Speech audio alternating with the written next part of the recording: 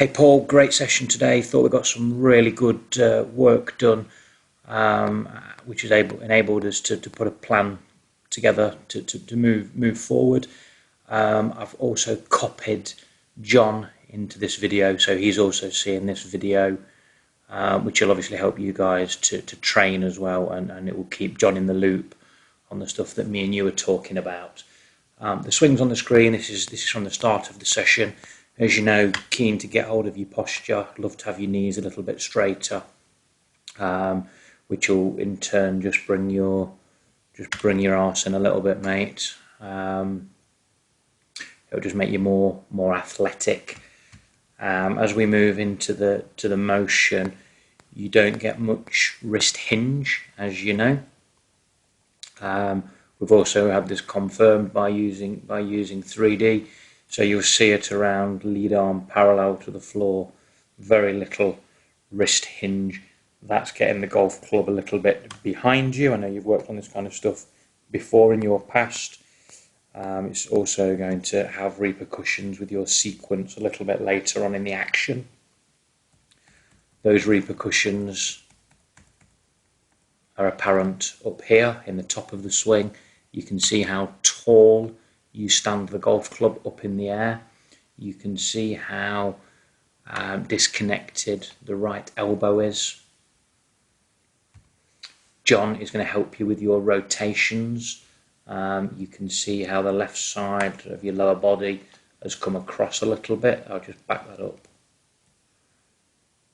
So you can see the left side coming across a little bit.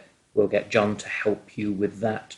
We'll also get John to just help free up your rotations a little bit, and that will make the job a little bit easier. As a result of all this, Paul, quite steep into the downswing.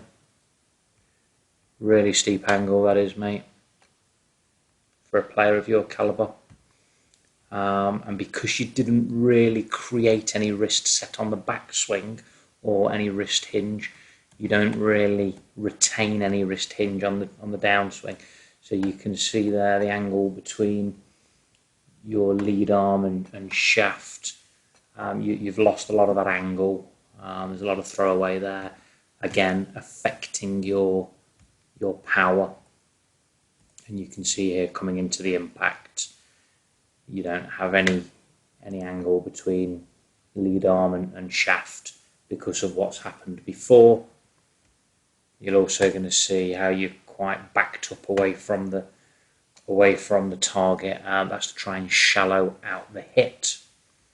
Long term, when John's worked his magic with you, and when we've shallowed out your backswing plane and your downswing, we're going to have you much more rotated and firing through the impact with the ball. I'll just pull in a little action that we made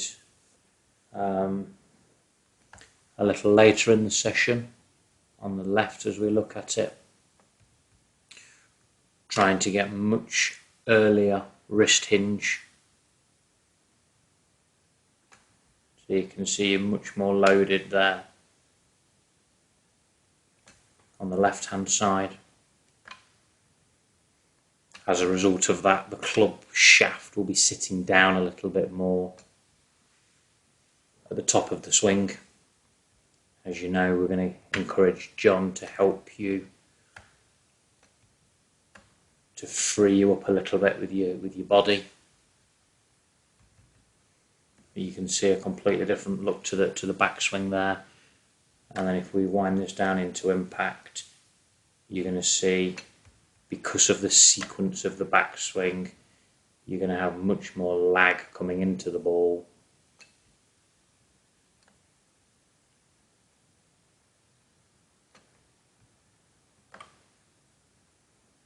And you won't be backing up quite as much through the impact.